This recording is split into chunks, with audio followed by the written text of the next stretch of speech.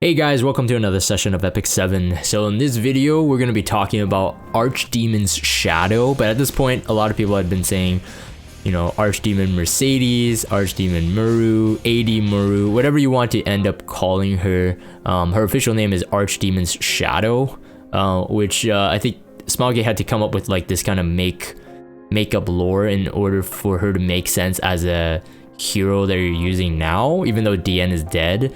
I don't know, I'm not gonna be like, you know, criticizing them on how they write the story, how they do this, but for whatever reason, it might be the excuse also to give her a new voice actress, which like the original one was a bit better in terms of like the way it sounded. Apparently it's exactly the same voice actress as the original. I didn't look into this is someone that told me, so forgive me if I'm wrong there, but obviously everybody on the official video from the official Epic 7 video of Archdemon's Shadow, most of the comments is on her voice. And I have to say, like, the first, like, I was there 2 a.m. my time on the live stream watching it. The first thing I heard is like, come closer, and I'm like, what the frick? I really don't want to come closer, man. Know this, I will return to imbue you with darkness. It doesn't feel dark, it doesn't feel threatening, it feels really forced. Like the voice actress was like forced to do this kind of evil voice. And we know that, you know, voice actors and voice actresses, they have limits, right? But I mean, you guys, this is a plug for my Jagan X Epic 7 voice pack. Smilegate, if you hear this, I'm willing to do the voice acting for very, very low cost, and I could do some really good stuff, man. I did Alina last year. I could do LQC and stuff like that pretty well, I think. But anyways, jokes aside, to a lot of people, I mean, I've had at least a full day to see, you know, people's comments on it. You know, there are content creators out there who say that, oh, she's OP. I don't know, you guys know my style. I don't like to jump the gun on going straight to that. I think she honestly has a lot of potential and a lot of flair. I'm gonna explain the flair part in a bit when we get to her kit, but there's a lot of disappointment as well. I definitely do not want to overlook that. I kind of understand the disappointment, but I'm gonna compare her with someone like Broman, which I think in terms of RNG layers, there's as much RNG in her kit as there is in Broman, but Broman is like insanely strong as an opener, and she lacks that. But in terms of like, if the fight progresses, let's say you're doing this, RTA of course is the predominant reason why people are looking to heroes and their kits and whatnot, but like if you anyways, I'll get to it. First things first, let's talk about the stats. So Dark Mage Aquarius, which is the same star sign as Basar. I did use Basar as a template to kind of theory craft some builds. I know it seems a bit presumptuous, like, oh, Jagan's gonna get her. I may not be able to get her, but there's a bit more talking about it in the Mist or Moonlight shop. So the Moonlight coin shop, Galaxy coin shop, that is. A bit later, it's a bit different. I don't know how there's a lot of layers involved in this hero release. A lot, I would say, politics, and I heard some, like, you know, drama from the Korean side. If you're a Korean player and you're watching this video, I mean, you could speak on that more. I kind of get a rough idea, I kind of understand it, but there's a lot of varying aspects. I think with the lateness of this hero's release, a lot of people are comparing it and saying that she's a very big disappointment. The imprint thing becomes a problem too. I'm gonna touch upon that as well when we get to that slide. But like I said, I used her as a base for Basar. Attack is insanely high. Her damage mods are out now with the data mine, and thank you for the data miners for providing for that to the community. It's nothing spectacular. 1x mod, 1x POW attack. Scaling on the S1, S3, and the S2 has like a lower attack mod, I think 0.6. Attack POW is, or the POW rate is like 1.3. It's about a 1x mod. You're gonna see about the same amount of damage. So I think going into like a DPS, probably not where she's gonna fit really anyway. She does have 18 effectiveness, which is good for this because it will help her. The imprint concentration then becomes kind of weird at 18% attack. Yes, she does burn, and she already has high base attack, so I don't know about the imprint concentration there. We'll have to see, like, if people are actually gonna somehow build her with burn in mind. One, it takes too many turns for the burns to really act. But yeah, there's pros and cons. I'm a bit iffy on the imprint concentration. I think that's a bit of a missed opportunity. I think if she kept it the same as Basar with the effectiveness self-imprint, it makes her role a lot clearer. Imprint release is fine, 2 slots, 12.9%. I mean, it's pretty good, but again, we'll talk about her imprint stuff later. In terms of speed, again, like Basar, defense is really high. Health is not terrible. It's just like one tier under Taurus type mages, which are notoriously known for their good speed and their high health. I say notorious, but I say famously known. The attack, I guess, and again, is 1300. I'm okay with it. So because it's Basar, we have the kind of like the template hero. So I kind of put together like my counter Dizzy, my Dizzy still on counter set, my tanky counter Dizzy, swapped it over to Basar to see like what kind of stats I got. It was about 180 speed, I believe, which is relatively slow, but she has CR manipulation in her own kit, which is kind of cool. It was at like 1900 defense and about 17,000 HP. It was on counter set. Attack ended up being like 2,200 because of the high scaling attack, so like even just a bit of attack percent really helps that. And then the effectiveness is about 108. I don't think that has a big problem in terms of that build. It's like overall, I think that's kind of nice. Effectiveness higher from the get-go would be good, but in terms of like her survival, it's actually really good. So in terms of like a fight, if you're gonna use an RTA, I'm suspecting in the Battle Frenzy, when it counts down, she's gonna survive quite a bit. So let's go to the kit. First thing they show is skill 1, which is usually kind of odd in terms of when they're selling a hero. They usually go with like the skill 2 or maybe the skill 3 and then go to the 1 at the end. It's very clear that Smilegate knows that the S1 is her biggest selling point, and I do agree. I think it's one of the scariest new debuffs. I mean, the only other like scarier potential debuff in the future would be just sealing away artifact effects. That would be like the next level. In terms of sealing passives, I'm gonna make it like a 2-part to this video. At the end, I'm gonna boot up the game. We're gonna look through some of the heroes, the core heroes that actually really rely on their passives to make them actually really good. Like RB, for example, Tempest Surin, which is actually shown in this video, the official Epic 7 video. But the S1 is actually very good, all right? It's 75%. If you mold out to +4, there's a 15%, there's a 10% at the +2. It's 75% to seal the enemy for 2 turns. The 2-turn part is actually what makes it more incredible. A lot of the S1 debuffs generally are like 1 turn. For this to be 2 turns, other than people using a cleanser or potion vial or something like that, it's pretty scary. It's pretty scary to have. And then, as it says, the passive does not activate. The passive does not activate against anyone except heroes, so you can't do this on bosses. But sealing just seals away the passive effects, right? So it doesn't activate. It's pretty crazy. When I saw it, it was pretty crazy. 75%. It's exactly the same as someone like Broman's proc rate on the silence. Okay, so in terms of like I use Broman as well, and I seen him using RTA as well. Broman is one of those heroes that, like, Basar is more, if you want to strip, if you want to get a turn, Basar is generally more reliable because he can soul burn and he can ignore resist.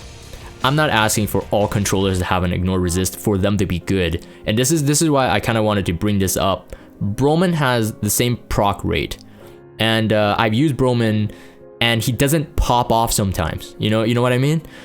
People who use Charles, especially when Charles was like really crazy, and Charles is still really good in Guild War. Most of the top player quote-unquote ints with the right setup, Charles' defense teams still do one of the best because the RNG is so crazy, right?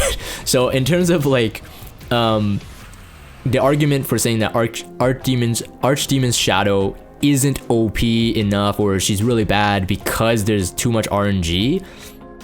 You know, say that about Charles, say that about Broman. When those heroes pop off, it's like, there's a lot of flair. That was the term I wanted to mention before. It's a lot of flair. It looks really cool. Like, people like seeing RNG in animation. If you realize that, it's actually really, really fun. So when Broman pops off, he just goes nuts, right? So in terms of Archdemon Shadow, for the S1, to have the seal, 75%, soul burn for 100%, you're only going, if you soul burn it, you're only going through one layer of RNG, which is the effect check, right? The effect resistance check. So technically 85% for it to land. Yeah, if your effectiveness and your effect resistance difference balances out. Outside of that, this skill, again, is the first thing that they sell upon because it's a new mechanic. And just like I said, so many heroes rely on passive. Now, the only thing, the other thing I get it, like other people are saying like, oh yeah, well, Dragon, you can't use Broman as an example. He strips before he applies the silence. But again, like I said, multiple layers of RNG for Broman, and unless you're comparing to like a Basar who can seal the deal with 20 souls, like you're not arguing against Archdemon Shadow's case, in my opinion. So this is an example that they did in the video. Once the question mark icon upon T-Seren's head is the seal debuff.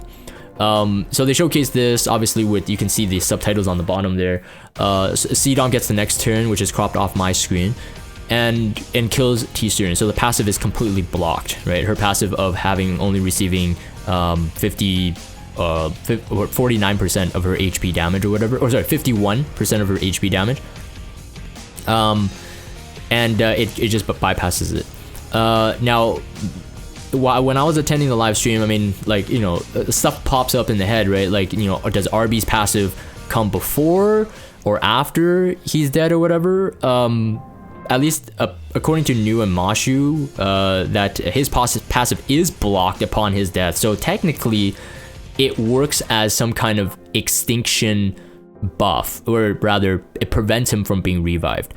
So that's pretty big, right? So RB, T-Seren out of the question. If you could strip Kayron, Kayron's out of the question as well. He won't be able to get that immortal.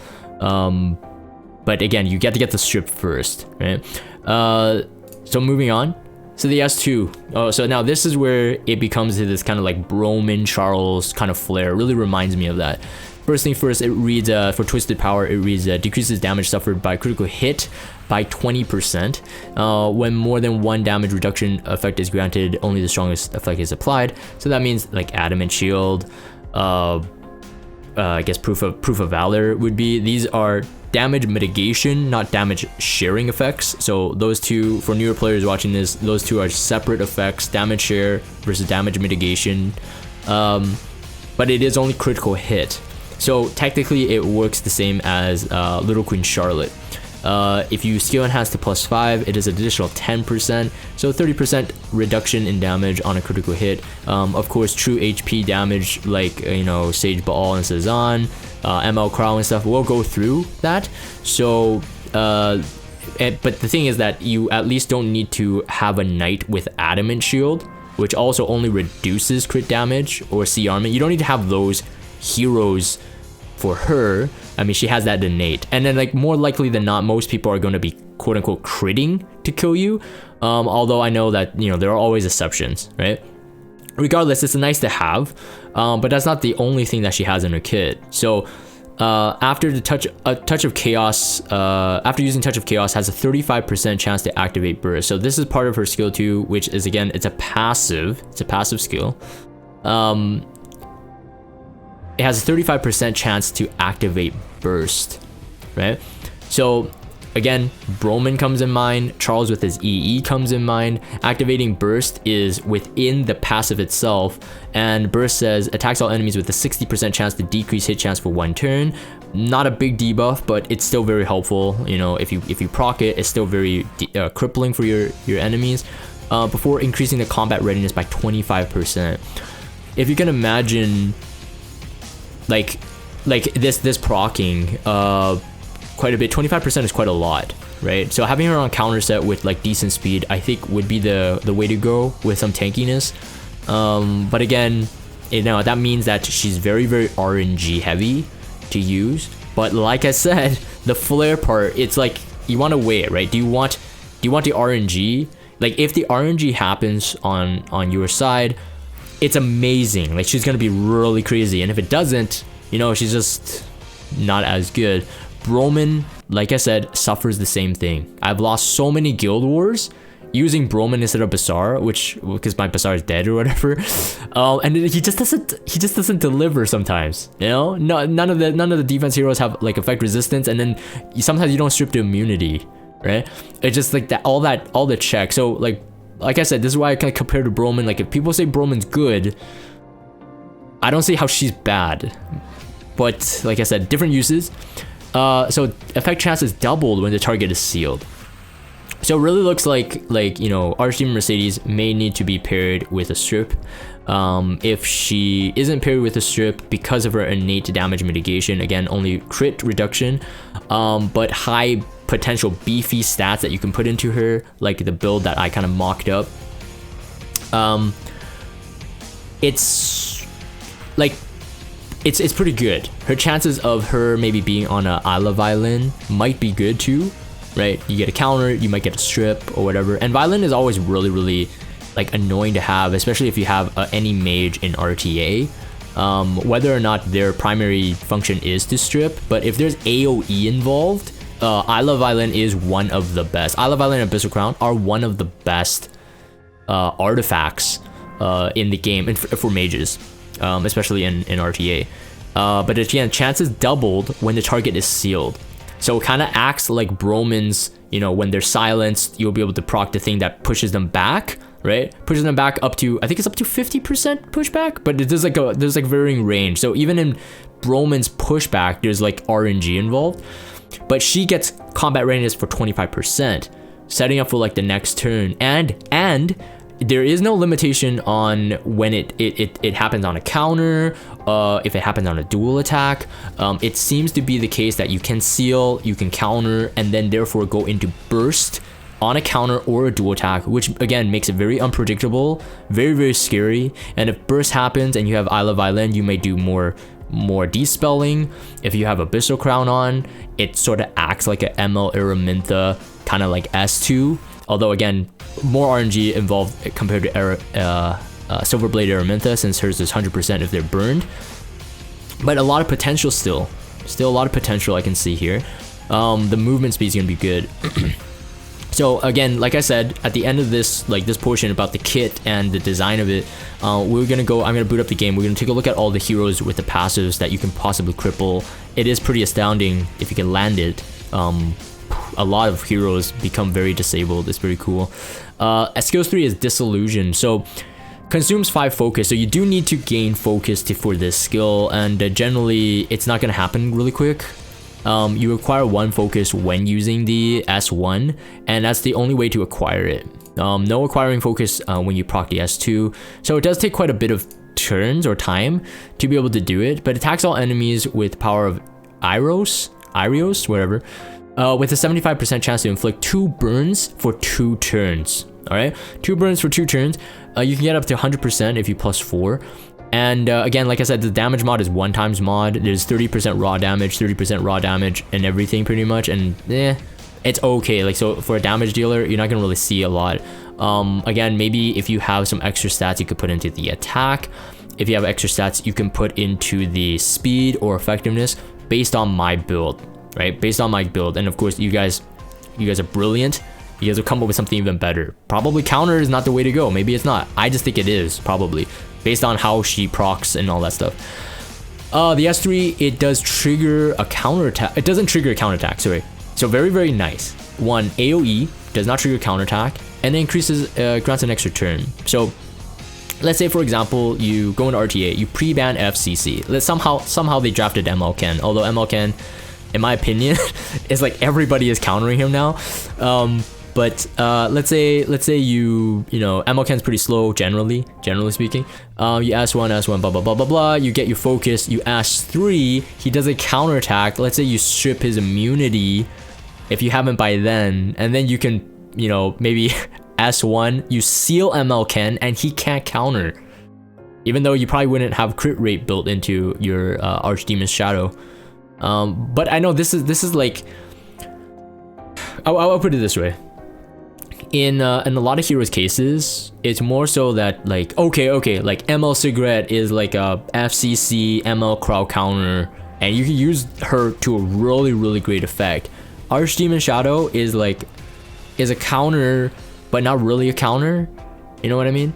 Most people are like assuming that you will obviously never first pick her. It's just super risky. You have no idea what you're dealing with at that point. She's kind of like a hero that sits back. She really can't be an opener. She does nothing that could really open, assuming your opponents are always on immunity. And I would say immunity now, because of her arrival too, immunity on most of your heroes are probably going to be very important in case somehow your opponent in RTA picks her and you have a compromised ban, and then you can't ban her. So like immunity now is going to be even more money. And then once everything is on immunity, Archdemon Shadow's I guess her niche, if you want to call it that, is going to be hindered, but only slightly. I think Fallen Cecilia is a very high ban rate now, because the control meta is so strong.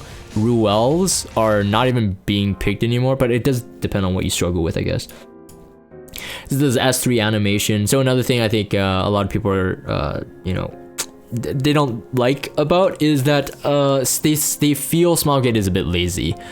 They use the same animation. Now I don't blame them for the same animation. Honestly, I wanted the same character, like the character that we knew in episode 1, the Archdemon Mercedes, that is, and then Hall of Trials. I don't mind the original voice line. Call, it's my turn, or whatever, like that very robotic, even though that one's not even that good, but at least it sounded sweet. Like the voice, it sounded sweet and soft. But I know this is Archdemon's Shadow. It's a completely different being. I can't critique them on being lazy or whatever. I just think the voice is doesn't really hit the mark. Hopefully the Japanese and maybe the Korean one sounds better. If I get her, I might have to switch to the Japanese voice pack again. But Jagan X voice pack when? Okay. So yeah, there's a lot of problems with it. First time I'm seeing her in the lobby, and the very last thing I wanted to show is that this was a snippet on the global live stream. Sorry, that's my stream chat clipped in this image. But basically what they said is that from March 1st, so after the summon rotation ends, so the Mystic summon rotation, players are able to get it from the coin shop for 40 galaxy coins. So if you somehow, whether whale or free to play, some people get lucky or unlucky with their ML summons. Like I remember like a long time ago, it was on Reddit, it was hilarious. Some guy saved like a ton of Moonlight bookmarks, and dude, if you're listening to this, feels bad. He summoned like 3 ML Ken. So there's gonna be like, I don't know if he was free to play though, but there's gonna be some players who get like duplicates only, right?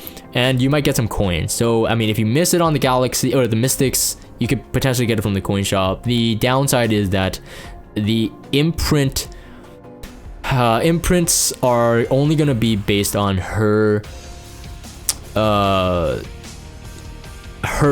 own character or unknown slates. So as it says, it can be purchased once a month after March 1st. I don't know how long they're gonna have it for, like maybe forever.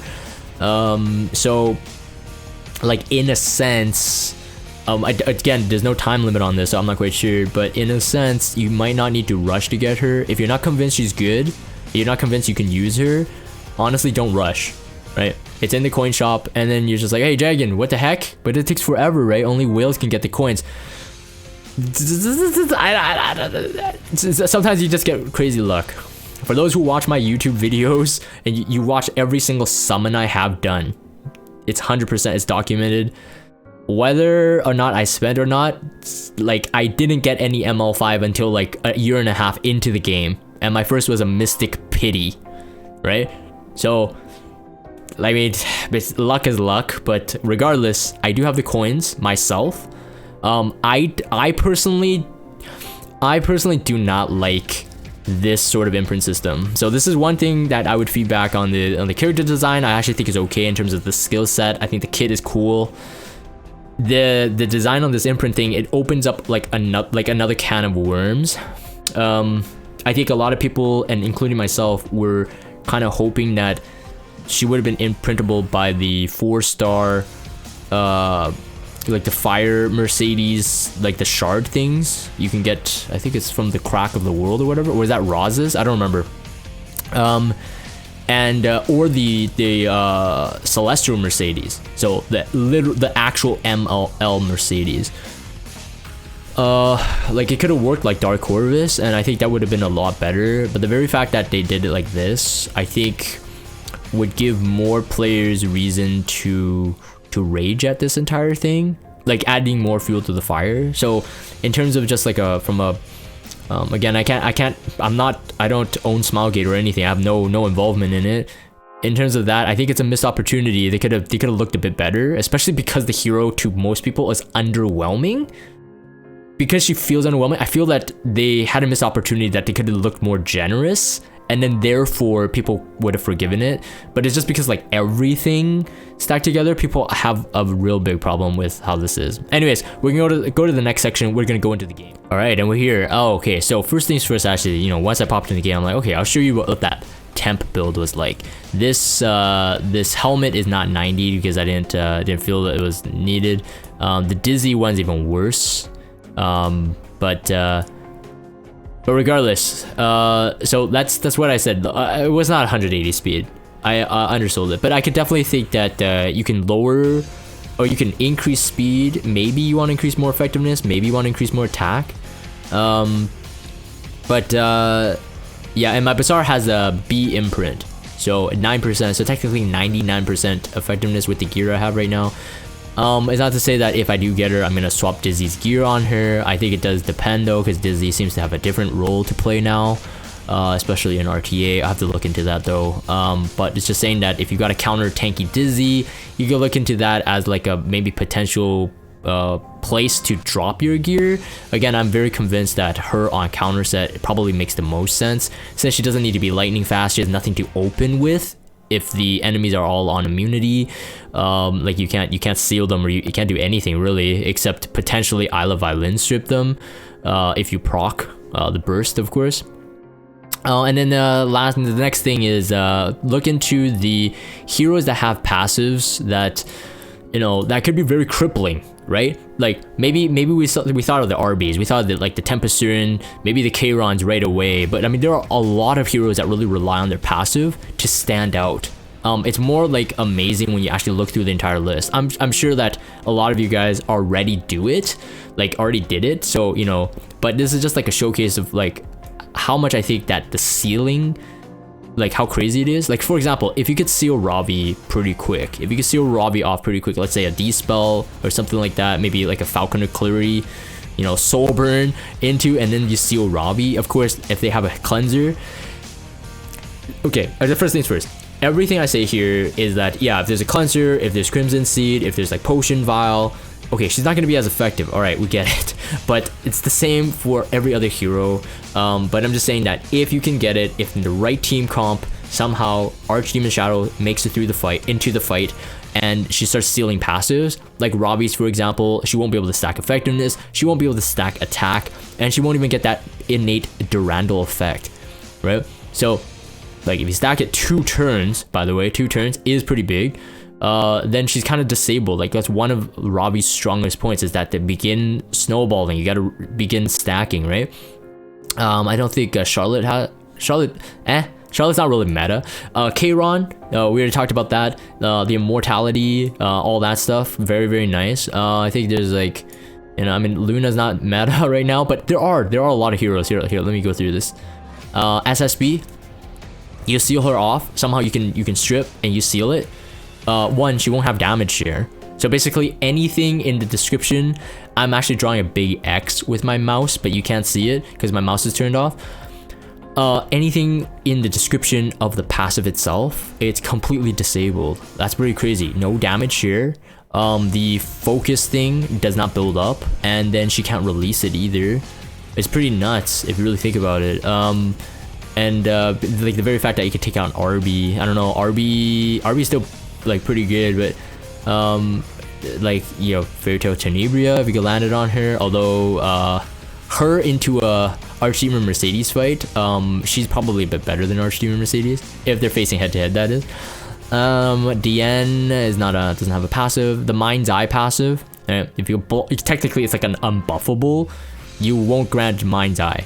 The thing about the Archdemon Mercedes buff, oh sorry, debuff, is that it applies the debuff before you hit. So technically, if there's a Remnant Violet, if there's a Mersa, although no, Mersa has a passive, it won't it will land the debuff. If you beat the resistance check, it lands the debuff, right? So that's why I say immunity is like a must now, must have for like almost every single hero, because of her existence. But again, it does depend on how the players use her and if she is going to be meta, quote unquote. Clarice doesn't really matter because it's just really heal. That doesn't matter. It's not a big one. Celine, somehow if you can strip her and you can land that, this isn't gonna blink. She's not gonna blink, or intuition's not gonna happen. Sid's doesn't really matter. He's not really that crazy meta. You're most likely dead because they're probably cleaving you. Mildred, that. Okay, so the thing is, I don't think this works. So anything that requires a turn cooldown, that sort of passive doesn't work. So like Violet, I'm assuming it doesn't work. Sage Baal, his is a skill, and if it's not on cooldown, he gets the CR boost or whatever. So though that won't work. It shouldn't block that. It's just like literally like this like indented square shape thing instead of like the full round shape thing. So Landy would be blocked as well. That's another one. So yes, a lot of people will be like, yeah, so you need to have a strip before her. So easy ban, right? They could ban the strip and then kind of makes her useless, or they could ban her instead and keep the strip. But most likely, I think people would probably opt for banning the stripper more than Archdemon Mercedes, in my opinion, if they have full immunity. General Purgus as well, you block it, no combat readiness push, crazy. Same as LQC, you do it, she has no damage mitigation, at least the crit one. I believe that would reduce, like remove the damage mitigation on the allies as well, so her allies. And then of course that Durandal proc on the crit, it won't happen, right? Ambitious Tywin as well. It will debuff first, and then after caster is attacked. I don't, in this case, some people are saying that it won't, it shouldn't dispel, so you can seal it off as well until you hit him again. Actually, wait, that doesn't make sense. No, if you hit him again, it still wouldn't. We'll have to do some testing, but I think how the reading is that if you do land it first and you hit him, it's sealed, so he can't debuff it, right? So anyways, that's supposedly that's how it works. So technically his dispel thing would not work again. So Taiwan on immunity must have. Eaton probably not really used in the arena or RTA. Crow, I mean, his barrier, I guess people really don't use it that. I mean, it's still a barrier, it's still good, but yeah, you could block that as well. Oh wait, the reduction of the AOE. Yeah, so like if you block that, his damage, his cooldown reduction is also blocked. So still very good stuff. Tempest Surin blocked. Alright, so she can't cleanse, she can't do the increased combat readiness and cleanse, you know, when she hits the 70% health or whatever. But anyways, by the time she does get sealed, she will be one-shottable. At least most Tempest Surins are pretty squish. Broman, he won't be able to have this either. Right, so everybody has to be on immunity now if you want to counter her fully. So there's a lot of stuff that I think, like, you know, rely on the barrier too, like the barrier after her turn. A lot of people rely on passives and maybe overlooking how effective it is, right? So again, if you can land it first, but even though he still has the evasion buff up, it's not a strip, but it's just that on the next turn he won't have his evasion buff up, right? So that's very, very useful. I think that's pretty much it. I mean, like, what I mean is, like, there definitely is a use for her. If people rely on a lot of passive and you kind of need like this tanky sort of debuffing mage, again, if you put Abyssal Crown on her, I think it's going to be amazing once their immunity is gone. And if you have Violin on, it's just going to be annoying as well. So she could be like self-reliant strip. Kind of like how people use Fire Tenebria too, you know? Like, it's a lot of people use Fire Tenebria, or when they did, she was on Violin. So she would have to wait a turn before she debuffs, but it was still very effective. That's why it was one of her go-to artifacts. And I'm just saying that can work for Archdemon Mercedes, except that she won't AoE unless you burst. The Spectenny one is interesting. The only way we can test this is that if someone does an S3 with Spectenny into an immunitied Archdemon's Shadow, and Archdemon Shadow counters and then seals her. That's also assuming that Spectenny is not on immunity. And then seeing if this works. Like, if you seal her passive, if you seal Spectenny, like, is she attackable? Technically it should be, but that's be interesting to test. That's what I feel that'd be interesting to test. And that's pretty much it, like, in terms of my build heroes. But there's a lot of heroes that rely on their passives to be distinct, you know? So that's what I mean. It's just like, is she gonna be like OP?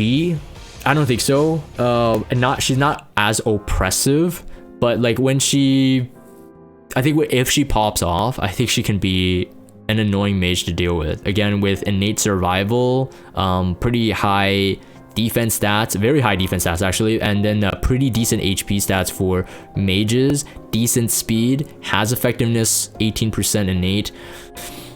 I think she's okay. And again, like I said in the previous part, my only concern is the imprint style. Although it really doesn't affect the gameplay that much, but it's just that it's like salt to the wound for players who already don't think she's that good.